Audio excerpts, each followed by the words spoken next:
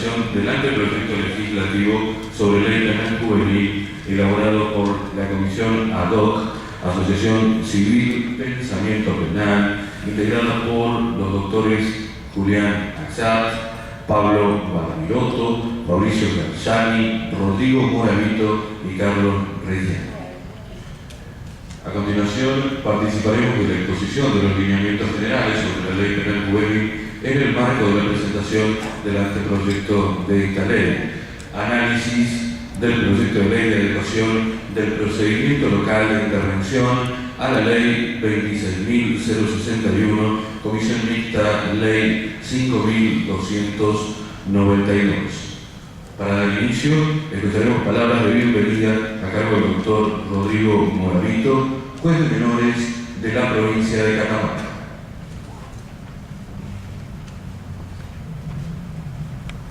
Buenas tardes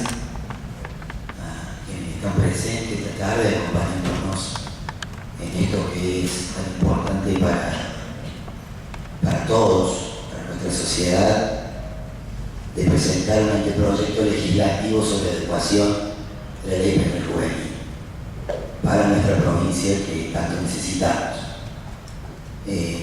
Como primera medida, yo voy a contarles un poco cómo surgió esto, oportunidades de charlar vía mail con el doctor Juliano, surgió la idea de preparar este anteproyecto y bueno, evidentemente trabajamos muy rápido, arduamente, quienes están presentes, el doctor Fabricio Garzani, el doctor Carlos Reggiani, el doctor Julián Axat y el doctor Pablo Barbiroto, todos especialistas en la temática, así que bueno, fue muy importante arrancar con esto y tratar de aportar, de sumar, porque nosotros cuando asumimos nuestra función en la provincia asumimos una responsabilidad, y responsabilidad además implica compromiso. Compromiso no solo con la función, sino con el otro, con el que está y que es vulnerable, porque así lo establece las 100 reglas de Brasilia, porque así lo establece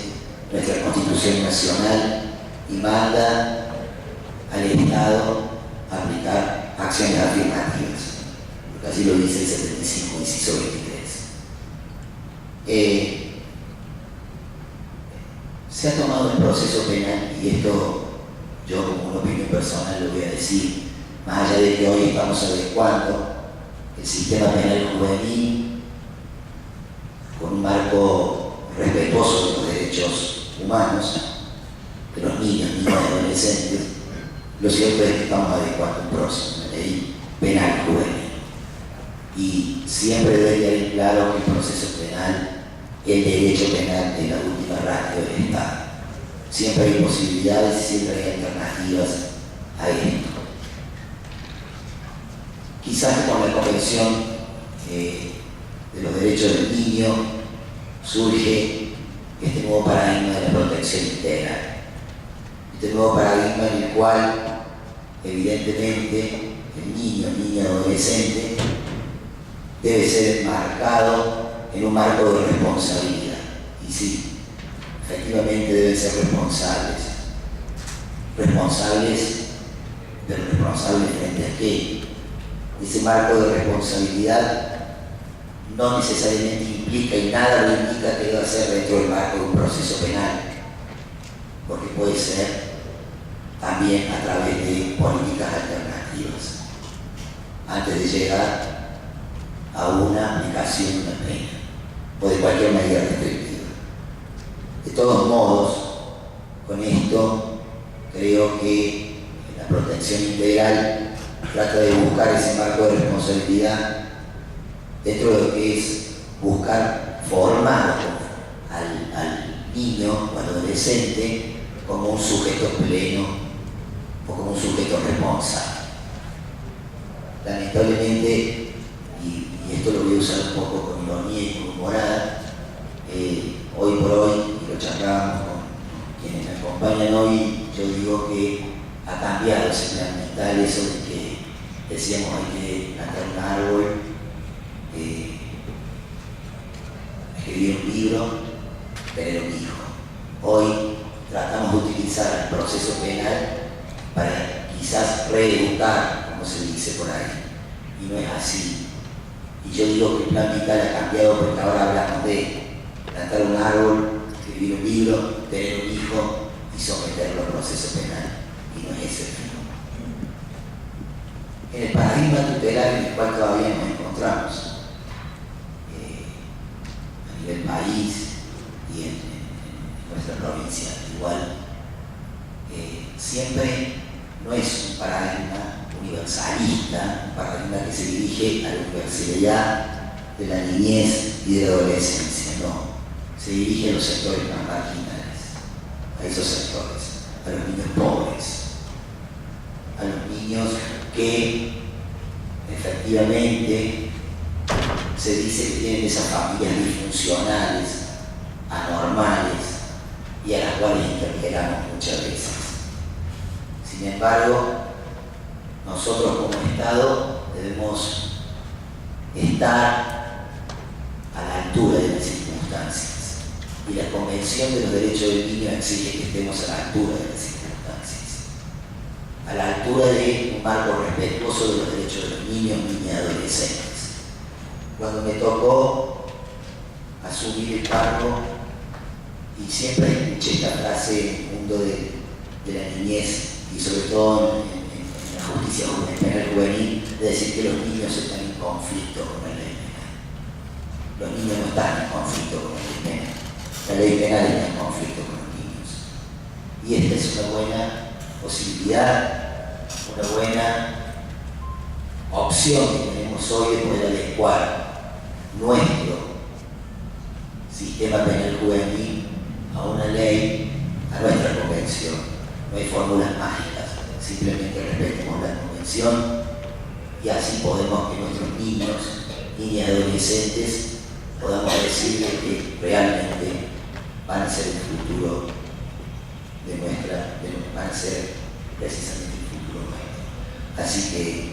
yo simplemente quería decir eso, le voy a dar paso al doctor Mario Juliano,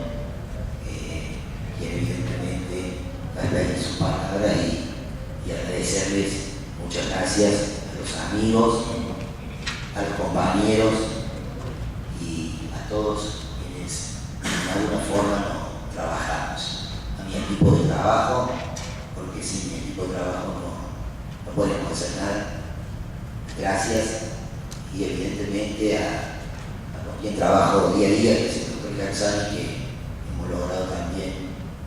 conjugar muchas cosas, fusionar muchas cosas y ponernos de acuerdo que puede llevar adelante. Gracias.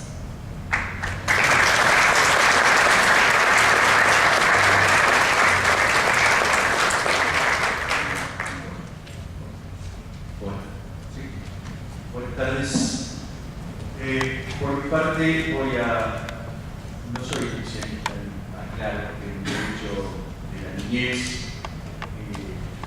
así que simplemente le voy, en mi condición de presidente de la Asociación de Procedimiento Penal, le voy a dedicar a dar algunos lineamientos legales que entiendo son los que han inspirado y movilizado a los compañeros que han realizado este proyecto, que espero sea realizado. Me interesa señalar básicamente que la situación de la niñez y la adolescencia en la República Argentina y en el resto de la región es particularmente desaventajada, fundamentalmente desaventajada si la comparamos con otros grupos, como es la situación de desocupados, inmigrantes, mujeres, solo por nombrar algunos. La diferencia que a mi criterio coloca en peor situación a niños, niñas y adolescentes en general es que mientras el resto de los grupos desaventajados tienen la posibilidad de hacer oír sus voces y luchar por sus reivindicaciones, como históricamente lo han hecho y lo siguen haciendo las mujeres o los trabajadores frente al capital, las personas de color, frente a quienes discriminaban. En el caso de los jóvenes no se registran casos donde hayan sido oídos. Coloco en mis pocos conocimientos de esta materia un solo caso, que es el de la inédita movilización realizada en Brasil por el Movimiento Nacional de Meninos y Meninas da Rúa, que reclamó 2 enmiendas constitucionales y finalmente las consiguió, relacionadas con el Estatuto del Niño y el Adolescente. Pero lo cierto es que la representación de los chicos ha sido asumida históricamente por expertos de dudosa legitimidad,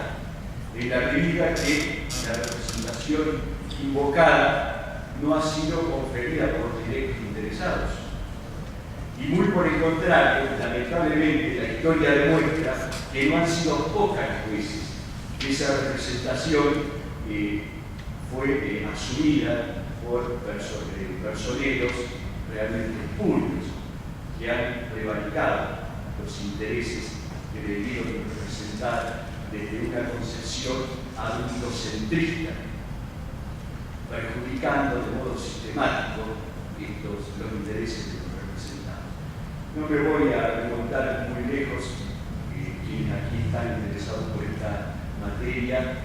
conocen la veracidad de esta afirmación, nada más remitirnos a la doctrina de la situación irregular generada a partir de 1919 con la denominada ley Agote y el patronato que permitieron no solamente la privación de la libertad de aquellos niños imputados por la comisión de un delito, sino también el virtual secuestro de niños y niñas víctimas de situación de violencia intra y extrafamiliar, situación que lamentablemente todavía se continúa en nuestro país. En este contexto, los tribunales de justicia de la especialidad, lejos de ocuparse en general, naturalmente, por garantizar derechos indiscutidos para cualquier individuo, hicieron hincapié en tratar de imponer sus propias pautas morales y culturales en un verdadero avasallamiento de las esferas de reserva que garantiza el artículo 19 y de los cuales, incuestionablemente, también son titulares los chicos. El radical positivismo imperante durante las primeras décadas del siglo XX que inspiró esta legislación que hoy pretendemos remover, veía al niño infractor como un ser peligroso, portador de una patología, a quien se le aplicaban medidas de seguridad para su curación. Los jueces menores, lejos de ser juristas con probados conocimientos del derecho, debían ser individuos de moral intachable y buenos padres de familia. Pedro Bravo Montero grafica claramente este pensamiento en su obra Derecho Protector de los Criminales, cuando sostiene que los delincuentes, como los locos, los pródigos, los vagabundos y los menores, son especiales, a veces anormales. No me voy a detener en el cuento histórico, sí me interesa abordar la situación actual de niños, brevemente, de niños, niñas y adolescentes, y puntualmente de aquellos que se encuentran en conflicto con la ley penal, o como dice Rodrigo, aquellos con los cuales la ley penal se impone, que creo que es la verdadera ecuación. Sectores permanentemente objeto de debate por determinados sectores de la sociedad que en forma recurrente pretenden recortar sus derechos. La sociedad del miedo y el temor, que no es más que la sociedad que se niega a afrontar la realidad y construir un futuro que incluya a todas las personas, construye en forma permanente enemigos para dar respuesta en forma simplista y rudimentaria a la problemática que genera el mundo moderno, el mundo globalizado, donde no todos tienen espacio suficiente para su realización. Este fenómeno de la creación de enemigos con los cuales confrontar para convertirlos en chivos expiatorios de los problemas sociales tampoco es nuevo. Y una de las características intrínsecas del poder punitivo tiene justamente como propiedad la de discriminar a las personas seleccionando algunas de ellas por considerarlas peligrosas o dañinas para el resto de la sociedad. Esto lo hemos visto, insisto, a través de historia, el derecho romano, con los socitas, luego ya en el derecho relativamente contemporáneo, el programa de Magdeburgo en 1882, cuando Frank von Liszt proclamaba la guerra de la criminalidad y de los criminales, ideología que lamentablemente alcanzó su paroxismo en la Alemania nazi, y que luego con distintas expresiones y manifestaciones se ha continuado. Podemos apreciarlo claramente en el Código Penal Español de 2003, la Patriot Act de los Estados Unidos y el derecho penal del enemigo en general, que algún arraigo ha tenido lamentablemente en las sociedades modernas. Todas estas descarnadas expresiones del poder punitivo han tenido un común denominador. En ningún caso han contribuido a resolver los problemas que procuraba remediar, y muy por el contrario, el coste en derechos individuales siempre resultó elevadísimo. Esta construcción del enemigo también toma por objeto a niños, niñas y adolescentes de condición social desaventajada, que comúnmente son caracterizados de forma despectiva como pibes chorros, para quienes ocasionalmente, en forma coincidente con algún episodio resonante de lo que atraviesa nuestra realidad, se reclama el conocimiento de las leyes y la baja de la edad de la imputabilidad, que creo solamente por milagro han logrado permanecer en los 16 años. Construcción en la cual la construcción del enemigo lamentablemente han contribuido en muy buena manera algunos medios de comunicación, no quiero hacer generalizaciones en ningún caso, que hacen de la noticia policial un fenomenal negocio y que de forma irresponsable criterio contribuyen a restringir las posibilidades de una sociedad pluralista e inclusiva. La Convención sobre los Derechos del Niño, que aquí se ha mencionado, reconoce que los medios periodísticos desempeñan una importante función, pero que resulta dificultoso, poco menos que imposible, que esa función pueda ser cumplida a cabalidad respecto de niños, niñas y adolescentes si los periodistas ignoran las especificidades de este grupo etario y se les prodiga el mismo tratamiento que a cualquier otra persona. Eso es lo que demuestra un reciente estudio realizado en forma conjunta por Save the Children y UNICEF, donde la mayoría de los periodistas consultados en una encuesta han confesado desconocer las cartas relativas y específicas de los derechos de la niñez.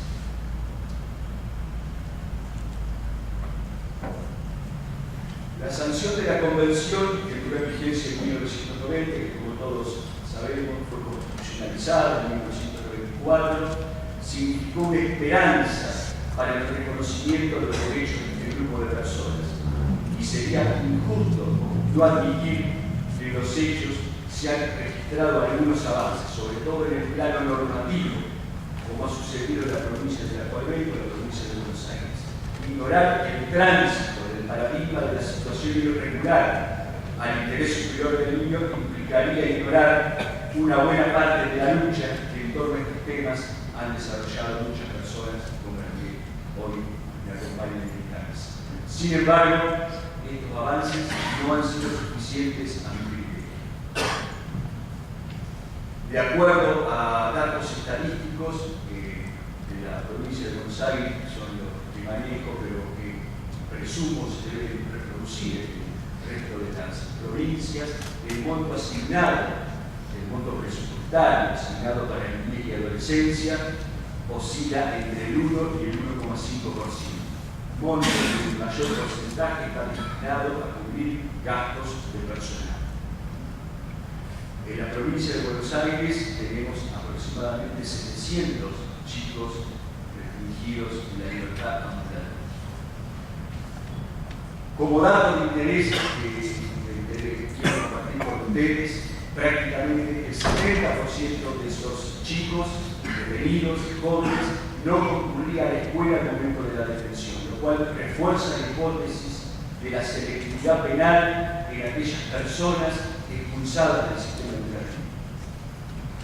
Durante 2010 ingresaron al sistema de privación de la libertad casi 1.500 chicos, de los cuales 98% eran varones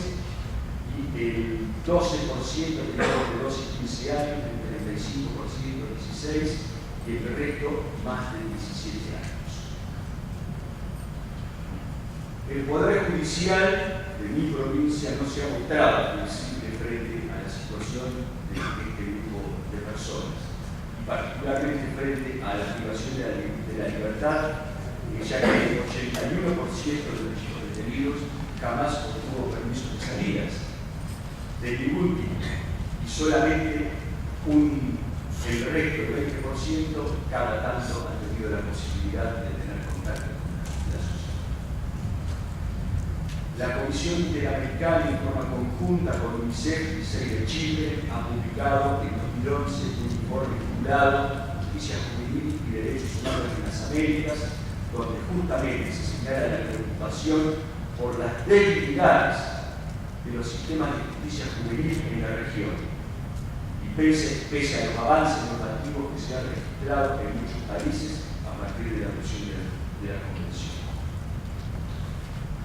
La Comisión dice que observa que existe una importante distancia entre el discurso normativo de los Estados y la realidad que enfrentan niños, niñas y adolescentes acusados de haber infringido la ley penal. En este informe se analiza cómo, con excepción de algunos pocos ejemplos de buenas prácticas, los sistemas de justicia juvenil del continente se caracterizan por la discriminación, la violencia, la falta de especialización y el abuso de las medidas de privación de la libertad. Asimismo, el contacto inicial de niños, niñas y adolescentes con el sistema de justicia juvenil a través de la institución policial es con frecuencia muy traumático. La policía a menudo trata a niños, niñas y adolescentes en forma discriminatoria, arrojando selectivamente a los más pobres y a los pertenecientes a minorías o a los que por su apariencia son considerados miembros de determinado grupo. La Comisión Interamericana ha tomado conocimiento de la existencia de prácticas policiales que implican la detención sistemática de niños con base en su aspecto, por estar en determinados lugares, por estimar las autoridades que se trata de niños en situación de riesgo, en estado de abandono, por encontrarse en situación de calle, por estar merodeando, por existir un supuesto aumento de la criminalidad en alguna zona determinada o por pertenecer presuntamente a pandillas. Asimismo, es frecuente que niños, niñas y adolescentes infringen o son acusados de infringir derechos penales, sean privados de contacto con sus familias y comunidades, siendo que estos vínculos son indispensables para el goce de sus derechos y desarrollo. Como para ir finalizando esta breve intervención, me permito formular una suerte de desafío que ponga en tensión la lógica con que actualmente nos envolvemos las mujeres y los hombres del derecho al momento de abordar esta problemática. Desde mi lejanía a los problemas de las cuestiones de la adolescencia y la infancia, observo que los esfuerzos que están comprometidos en la defensa de los niños y adolescentes se centraliza en buena medida en la organización de las garantías en materia penal, que como es obvio no es poca cosa y constituye una reivindicación de gran importancia para el resguardo de los derechos ausentes de nuestros tribunales durante tantos años. No obstante, considero que no se han destinado parecidos esfuerzos para exigir la concreción de otros derechos igualmente reconocidos por la Convención, que son los derechos económicos, sociales y culturales de las personas menores de edad. Más específicamente el derecho a la salud, a la seguridad social, a un nivel de vida adecuado, con alimentación suficiente, a la educación, al descanso, al esparcimiento y al juego. Si de verdad queremos cambios duraderos, es preciso revertir la tendencia permanente de procurar operar sobre los efectos de nuestros males sin detenernos en las causas de los origen. Y es probable que a esa desacertada política obedezcan muchos de nuestros permanentes fracasos. No sería justo si no reconociera que vivimos en una región donde los recursos económicos necesarios para la satisfacción de estos derechos se encuentran lejos de ser limitados. Y a pesar de todo, en nuestro país han existido algunos esfuerzos orientados en esta dirección, como específicamente es el caso de la asignación universal por hijo, que estadísticamente está demostrando tener un impacto positivo en los niveles de marginalidad. Quienes tenemos una visión crítica del fenómeno real, del derecho penal, pensamos que desde la crítica es la forma de construir un orden jurídico justo y que a su vez entendemos que el derecho penal debe ser una herramienta de contención del poder público. Tenemos la convicción que el derecho penal no es la herramienta idónea para subsanar conflictos y lejos de resolverlo, que la más de las veces lo que logra es profundizar los conflictos.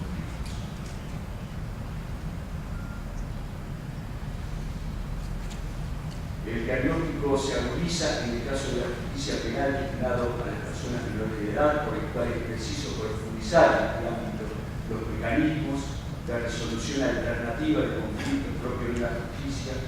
restaurativa y reparadora. No negamos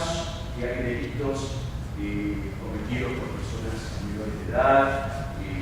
que no pueden ser disimulados, de enorme gravedad y mal haríamos si la sociedad nos ignorase, la única respuesta fuera la indulgencia. Pero lo que se propone es que el Estado elabore respuestas diferentes a aquellas que se han demostrado ineficaces. En definitiva,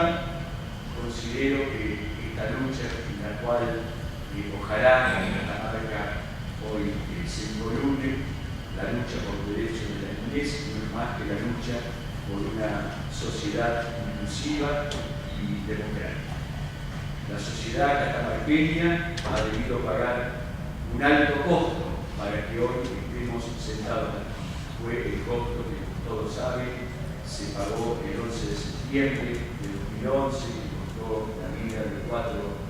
personas muertes evitadas. Espero y deseo que esas muertes no hayan sido en vano. Muchas gracias.